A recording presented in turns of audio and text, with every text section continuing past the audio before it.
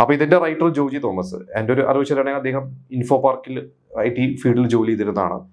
അപ്പോൾ അദ്ദേഹം പറഞ്ഞ അദ്ദേഹത്തിന്റെ വീട് കണ്ണൂര് ഒരു ഗ്രാമപ്രദേശമാണ്. അപ്പോൾ അവിടെ ഒരു ദിവസം അദ്ദേഹത്തിന്റെ വീടിന്റെ അടുത്തുള്ള ഒരു വ്യക്തിയാണ് ഇതിലെ മാമച്ചൻ എന്ന് പറഞ്ഞ കഥാപാത്രം. സിനിമയിൽ മാമച്ചനാണ്, യഥാർത്ഥ ജീവിതത്തിൽ അതിന്റെ പേര് മറ്റെന്തോ ഒരു പേരാണ്.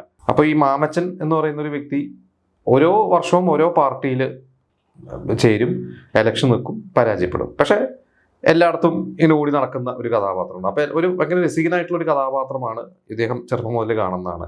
അങ്ങനെ ഒരു ദിവസം, ഒരു ക്രിസ്മസ് ദിവസം, ഈ പറയുന്ന റൈറ്റർ വീടിൻ്റെ പുറത്തിരിക്കുമ്പോൾ മാമച്ചൻ നല്ല വെള്ളയും ഇട്ട് ഒരു പെട്ടിയൊക്കെ പിടിച്ച് നടന്നു പോകണമൊക്കെ കണ്ടു കഴിഞ്ഞപ്പോൾ പെട്ടെന്ന് മനസ്സിൽ തോന്നി ഈ ഒരു മാമച്ചൻ്റെ ഒരു കഥാപാത്രം. അതിന് മുമ്പ് അദ്ദേഹം സിനിമ ചെയ്യാനായിട്ട് ഒരുപാട് കഥകൾ ആലോചിച്ചു.